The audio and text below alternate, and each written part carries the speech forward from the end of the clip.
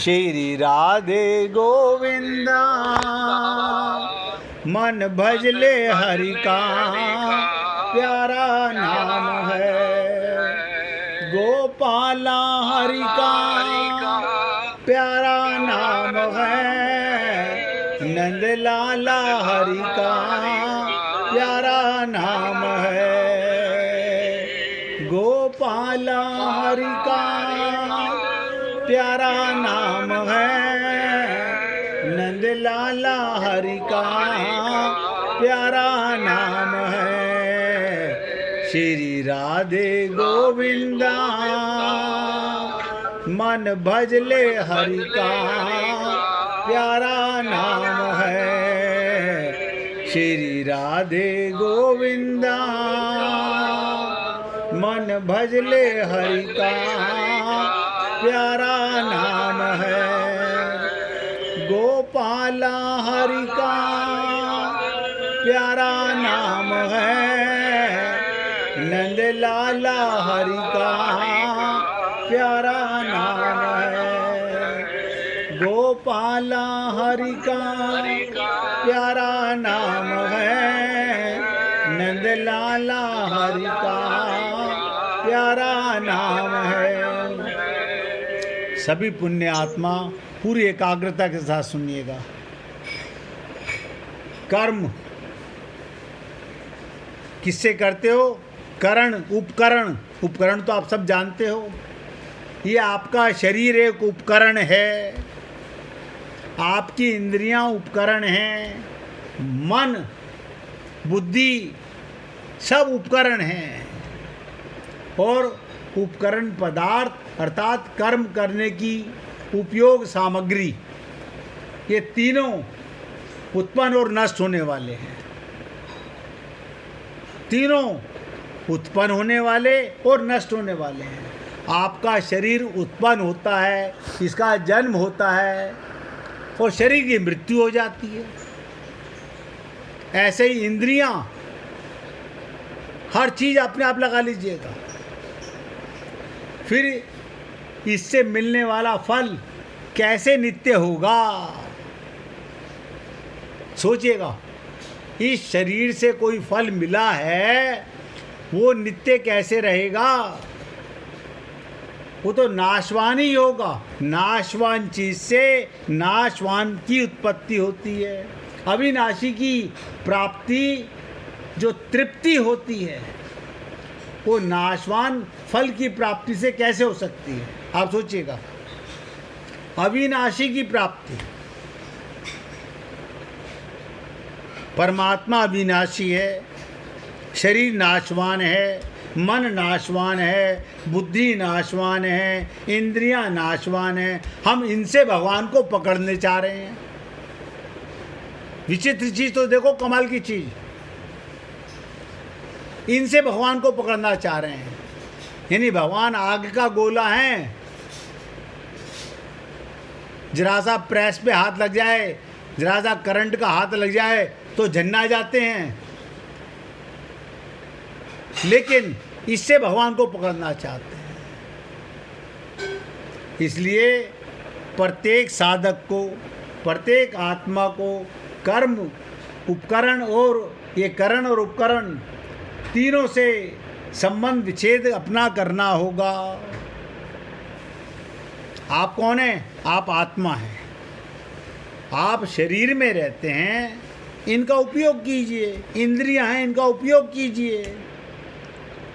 मन है, बुद्धि है, परिवार है, सामान है, इनका उपयोग कीजिए। मगर इनसे अपना संबंध मत मानिए। अपने शरीर को भी अपना मत मानिए। अपने शरीर को भी अपना मत मानिए। ये तो एक रथ है, टेम्परेरी सफ़र तय करने के लिए मिला है, भगवत प्राप्ति करने के लिए मिला है, सेवा करने के लिए मिला है। इनसे संबंध विच्छेद कब होगा? जब साधक अपने लिए कुछ नहीं करेगा, अपने लिए कुछ नहीं चाहेगा और अपना कुछ नहीं मानेगा। तीन चीज़ें नोट कर लीजिए। अपने लिए कुछ नहीं चाहेगा, अपने लिए कुछ नहीं करेगा और अपना कुछ नहीं मानेगा। लेकिन आप हम लोग तो इस अज्ञानता में भरे पड़े हैं, ये मेरा, ये मेरा, ये मेरा। ये कौन बोल रहा है? मुख। ये मुख तो मरने वाला है। आत्मा बोलते नहीं, आत्मा को इनसे लेना देना नहीं। आप आत्मा हो। देखो कमाल की चीज, कितनी बड़ी अज्ञानता है हमारी। ये सब मरने वाला है और इनसे प्राप्त जो भी वस्तु आपने इकट्ठी कर ली वो सब समाप्त होगी। इसलिए इन्हें संसार का ही मानकर संसार की सेवा में लगा देना चाहिए। ये किसने दिया? परमात्मा ने। तो क्या करना है? तेरा तुझको अर्पण। तू ही तो संसार बना है, तू ही तो शरीर बना है, तू ही तो परिवार बना है। तेरी सेवा में लगा दिया, बात खत्म। क्या लेकर आए थे? नहीं, लेके तो कुछ नहीं आए थे। लेके जाओगे? नहीं, लेके भी नहीं जा सकते। फिर ये ममता मोह आसक्ति किस लिए? खोपड़ी तो है, भगवान ने दी है, हम सबको विवेक दिया है, समझ दी है, अच्छे बुरे का सबको ज्ञान है। कुछ लाए नहीं, कुछ ले जा सकते नहीं। लेकिन भगवान राम ने क्या किया, कृष्ण ने क्या किया? लीला की, व्यवहार किया, एक्टिंग की। वो हम नहीं कर सकते। सरल फार्मूला बता रहा हूं भगवत प्राप्ति का। कर्म करते हुए भी कर्म योगी की, ध्यान दो, कर्म करते हुए भी कर्म योगी की कर्मों में कामना, ममता और आसक्ति नहीं होती। आप घर में रहते हो, वहाँ रहते हैं, घर में रहते हो, वहाँ, शरीर में रहते हो, वहाँ रहते हैं। शरीर में आसक्ति है, बहुत ज़्यादा आसक्ति है। आप देखिएगा, हमारी शरीर में बहुत ज़्यादा आसक्ति है और सबको पता है इसका जन्म हुआ, इसकी मृत्यु होगी, सबको पता है और इसमें आसक्ति है। और इसी की एक भूल के कारण इस शरीर से जितने संबंध हुए सब में आसक्ति हो गई। ना अपना पता है, ना उनके अंदर किस चीज़ से आसक्ति है इसका पता है। हमें अपना पता होता, मैं आत्मा हूँ, तो आपको अपने घर में बच्चों में परमात्मा का दर्शन होता, माता पिता में परमात्मा का दर्शन होता, सब में भगवान नजर आता। हमें अपने आप का शरीर का ज्ञान है तो हमें शरीर नजर आते हैं, ये काला है, ये गोरा है, ये लंबा है, ये ठिगना है, ये मोटा है, ये पतला है, ये धनवान है, ये भिखारी है, ये हमारी खोपड़ी है। देखो, आत्मा होते हुए भी। इसलिए कर्म करते हुए कर्म योगी की कर्मों में कामना, ममता, आसक्ति नहीं होती। कर्म योगी की बोल रहा हूं मैं। उनमें प्रीति और तत्परता होती है। कामना, ममता, आसक्ति अपवित्रता करने वाली हैं। सब नोट कर लो। और हमारी खोपड़ी में ये भरी पड़ी है। ममता, कामना और आसक्ति आपको अपवित्र कर रही है और प्रीति और तत्परता पवित्रता करने वाली है। अब आप सोचिएगा, हम में परमात्मा के प्रति कितनी प्रीति है, कितनी तत्परता है। अब सर फूटे या माथा, मुझे बस भगवत प्राप्ति हो जाए।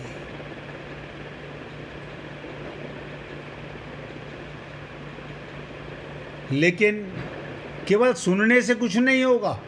मैं फिर निवेदन कर रहा हूं, केवल सुनने से नहीं, करने से होगा। कामना, ममता तथा आसक्ति पूर्वक किसी भी कर्म को करने से अपना पतन और पदार्थों का नाश होता है। नोट कर लो क्या होता है। कामना करोगे, ममता करोगे, आसक्ति पूर्वक कोई भी कर्म करो, अपना पतन और पदार्थों का भी नाश होगा तथा उस कर्म की बार बार याद आती है, अर्थात उस कर्म से संबंध बना रहता है। उसी के कारण ये व्यक्ति बार बार संसार में आता जाता रहता है। परंतु एक बार किसी हरि की कृपा और गुरु की कृपा से हमारा बीज फूट जाए,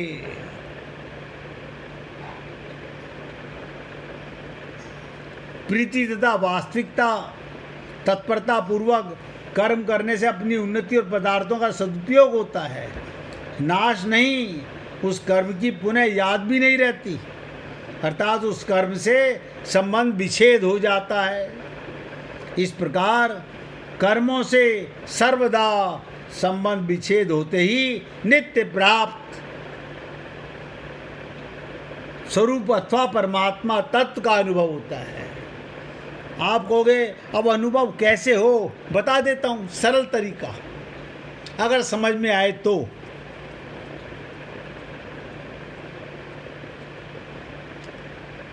अद्वैत कोई नई उपलब्धि नहीं है, ध्यान से सुनो। अद्वैत कोई नई उपलब्धि नहीं है, बल्कि ये समझ है जो भेद हम देख रहे हैं वो केवल दृष्टि का भ्रम है, मन का भ्रम है, बुद्धि का भ्रम है। सत्य तो सदा से एक ही था और एक ही रहेगा। और एक एग्जाम्पल दे देता हूं, सुन लीजिएगा। वो क्या, रात्रि को आप और हम सब लोग जब गहरी नींद में चले जाते हैं, हमें पता ही नहीं चला 12 बजे के बाद सुबह 4 बजे तक, 10 बजे के बाद सुबह 3 बजे तक हमें कुछ पता नहीं। अच्छा, ये पता था मैं लड़की हूँ, मैं स्त्री हूँ या मैं पुरुष हूँ, मैं ब्राह्मण हूँ या मैं क्षत्रिय हूँ? ना ना। अच्छा, बूढ़े जवान का भी नहीं पता? ना ना, कुछ पता नहीं। अच्छा, ये तो पता होगा आपको मैं धनवान हूँ, मेरे कितने मकान, कितनी दुकान है, ये तो पता होगा ना। जी कैसी बात कर रहे हो, आप मुर्दा हो गए थे? नहीं नहीं, मुर्दा होते तो सत्संग सुनते, अब तो फूंक दिए होते। अच्छा, मुर्दे भी नहीं थे, फिर कौन थे? यानी रोज आना 4-6 घंटे हम सब कुछ भूल जाते हैं, संसार को सब कुछ विस्मरण में, ना अपना पता, ना इस शरीर के कहलाने वाले किसी का पता, किसी का पता नहीं।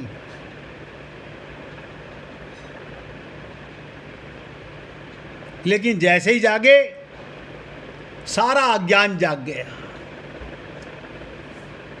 सारा अज्ञान जाग गया। ऐसे ही अगर भगवत प्राप्ति करना चाहते हो, आनंद में रहना चाहते हो, तो जैसे रात्रि को सोते समय संसार को, शरीर को, मन को, बुद्धि को, इंद्रियों को, धन को, परिवार को भूल जाते हो, ऐसे ही हे पुण्य आत्माओं, संसार की सेवा करो और सेवा करके उसे भी भूल जाओ।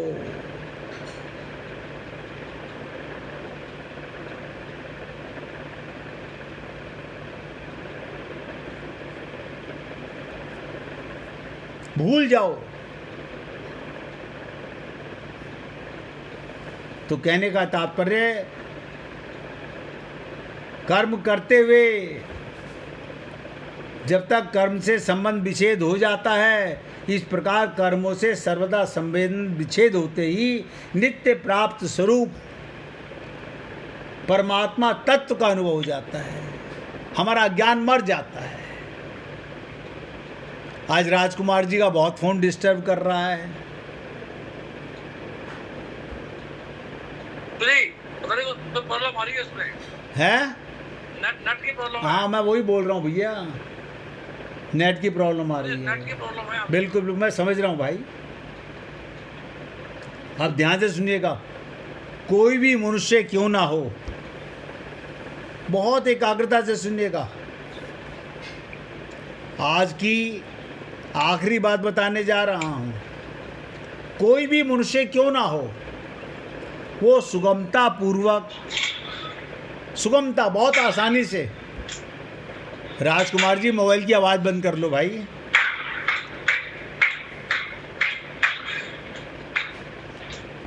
राजकुमार जी मोबाइल की आवाज़ बंद कर लो, ठक ठक की आवाज़ आ रही है आपके यहाँ से। कोई भी मनुष्य क्यों ना हो, वो बहुत आसानी से मान सकता है जो कुछ मेरे पास है वो मेरा नहीं है, किसी से मिला हुआ है। जैसे शरीर माता पिता के द्वारा मिला, विद्या योग्यता गुरुजनों से मिली। तात्पर्य ये कि दूसरे की सहायता से सबका जीवन चलता है। सबका जीवन चलता है। धनी से धनी व्यक्ति का जीवन भी दूसरे की सहायता के बिना नहीं चल सकता। आप बताइए, कोई धनवान है, करोड़पति अरबपति है, वो धन से धन कमाता है ना। अगर कोई धन का कोई लेने वाला ना हो, आप दुकान खोल के बैठे में, आज कस्टमर नहीं आ रहे, अरे तो खुल माल को खरीद लो, बेच लो, ऐसे कैसे कर लें? यानी आपको दूसरे की सहायता लेनी पड़ती है। हमने किसी से लिया तो किसी को देना है। किसी की सहायता करना, सेवा करना हमारा भी परम कर्तव्य है। इसी का नाम कर्म योग है। हमारे को बचपन में हमारे माता पिता ने पाला, हमने अपने कहलाने वाले बच्चों को पाला, हमारे बच्चे अपने बच्चों का पालन पोषण करेंगे। ये कोई नई क्रिया नहीं है। इसका पालन मनुष्य मात्र कर सकता है और इसके पालन में कभी लेश मात्र भी असमर्थता और पराधीनता नहीं है। तो कर्तव्य, कर्म और कर्म योग। कर्तव्य उसे कहते हैं जिसे सुखपूर्वक कर सकते हो, सुखपूर्वक, जिसे अवश्य करना चाहिए, अर्थात जो करने योग्य है और जिसे करने में उद्देश्य की सिद्धि अवश्य होती है। जो नहीं कर सकते उसे करने की जिम्मेदारी किसी पर नहीं है, और जिसे नहीं करना चाहिए उसे करना ही नहीं है। जिसे नहीं करना चाहिए उसे ना करने से दो अवस्थाएं आती हैं। निर्विकल्प अवस्था अर्थात कुछ ना करना, अथवा जिसे करना चाहिए उसे करना कहते हैं। कहने का तात्पर्य कर्तव्य सदा निष्काम भाव से। आप और हम लोग जो भी कर्तव्य करते हैं, बुरा मत मानिएगा। हम लोगों में सब में यह ज्ञानता है, हम सकाम भाव से करते हैं, अपना मान के करते हैं, बस ये सकाम भाव है, निष्काम भाव नहीं है। परहित की दृष्टि से किया जाता है, दूसरे की खुशी के लिए किया जाता है।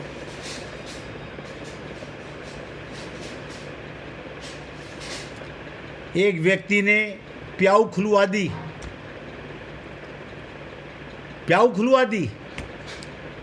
कुआं लगवा, बर्मा लगवा दिया, एक बाल्टी रख दी, गिलास रख दिए।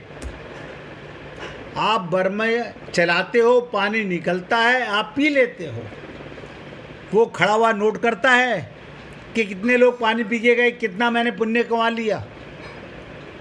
अगर ऐसा सोचता है वो सकाम भाव है। और निष्काम भाव, हमें यहाँ पानी नहीं मिला था, हमने सोचा मेरे जैसे और भी मुसाफिर आते होंगे, हमारे को भगवान ने धन दिया, हमने यहाँ पर बर्मा लगवा दिया। लेकिन अपना नाम नहीं रखा वहाँ पे, लाला जी ने अपना पोस्टर नहीं लगा दिया, ये फलाने सेठ ने बनवाया है, नाम की पर्ची नहीं लगवाई। इसलिए कर्तव्य सदा निष्काम भाव से, परहित की दृष्टि से किया जाता है। सकाम भाव से किया गया कर्म बंधन कारक होता है। और आप और हम लोग जो भी कर्म करते हैं अपना मान के करते हैं, अपनों के लिए करते हैं, सकाम भाव से करते हैं। अब फिर कहते हैं क्या हम बुरा कर रहे हैं? ये सकाम भाव है, बुरा नहीं है। कर्म बुरा नहीं है, कर्म वही जो कर रहे हो, लेकिन निष्काम भाव से नहीं कर रहे। जो सकाम भाव से करता है वो कर्म होता है, और जो निष्काम भाव से करता है वो कर्मयोग होता है। बस इतनी सी बात है। देखो, एक ही चर्चा तीसरे अध्याय में भी चली, चौथे में भी चल रही है। यही चर्चा है, चर्चा कोई बदली नहीं है। यही चर्चा पहले भी थी, आज भी है। लेकिन ये जीव ममता मोह आसक्ति नहीं छोड़ना चाहता, भगवत प्राप्ति करना चाहता है।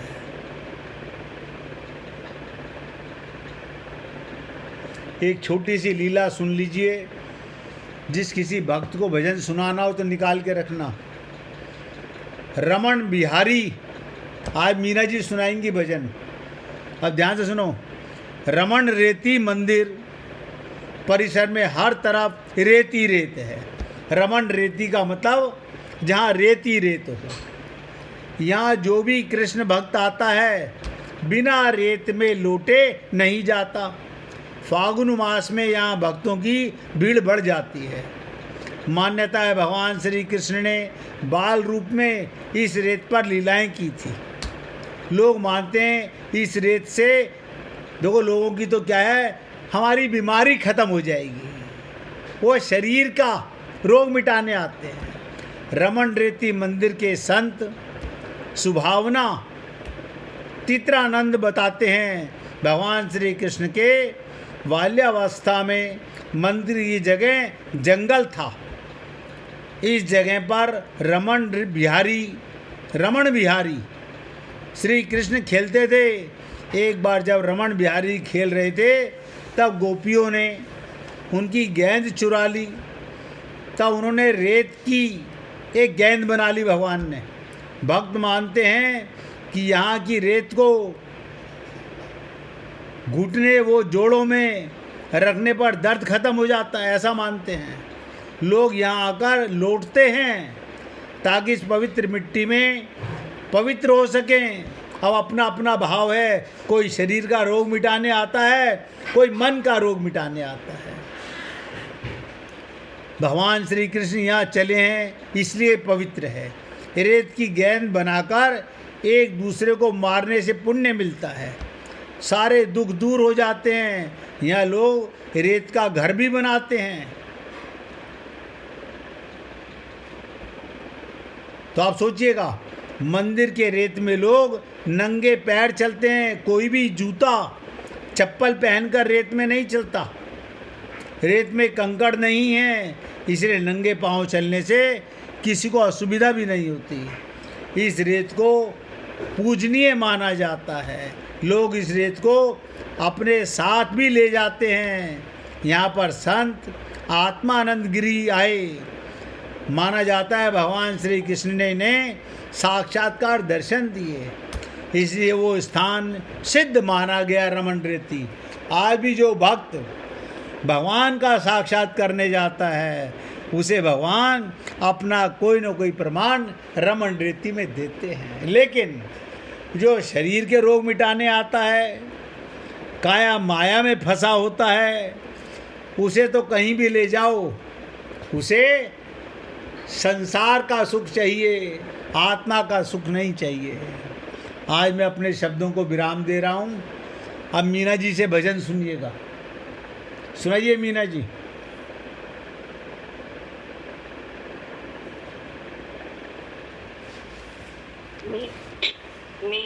कान्हा ने बांधी कमाल पगड़ी, कमाल पगड़ी, थोड़ी केसरिया थोड़ी सी लाल पगड़ी, मेरे कान्हा ने बांधी कमाल पगड़ी, कमाल पगड़ी, थोड़ी केसरिया थोड़ी सी लाल पगड़ी, पचरंगी कान्हा की पगड़ी रंगाई, सूरज की किरणें उसमें समाई, पचरंगी कान्हा की पगड़ी रंगाई, सूरज की किरणें उसमें समाई, कहीं कर देना हमको निहाल पगड़ी, निहाल पगड़ी, थोड़ी केसरिया थोड़ी लाल पगड़ी, मेरे कान्हा ने बांधी कमाल पगड़ी, कमाल पगड़ी,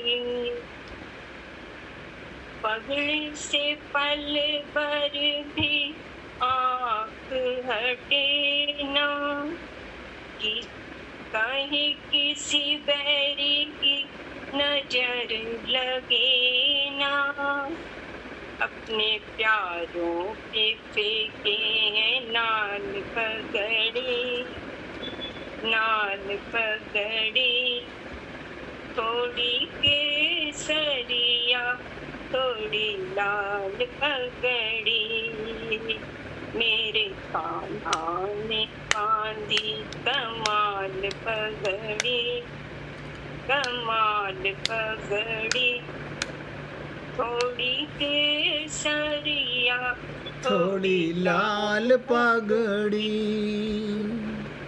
मोर पंख तेरी पगड़ी में सोहे, मोर पंख तेरी पगड़ी में सोहे, जिस पे खिलूंगी मन सबका मोहे, कहीं कर देना जादू संभाल पगड़ी, संभाल पगड़ी, कहीं कर देना जादू संभाल पगड़ी, संभाल पगड़ी, थोड़ी केसरिया थोड़ी लाल पगड़ी, मेरे कान्हा ने बांधी कमाल पगड़ी, कमाल पगड़ी, थोड़ी केसरिया थोड़ी लाल पगड़ी, केसरिया थोड़ी लाल पगड़ी। राधे राधे। बोलिए वृंदावन बिहारी लाल की जय जय श्री राधे, जय जय श्री राधे। बोलिए लाल जी का मंगल हो, सभी भक्तों का मंगल हो। सबको राधे राधे भैया, सबको राधे राधे जी, राधे राधे, सबको राधे राधे जी, राधे राधे, राधे राधे, राधे राधे, सबको राधे राधे जी, राधे राधे, राधे राधे।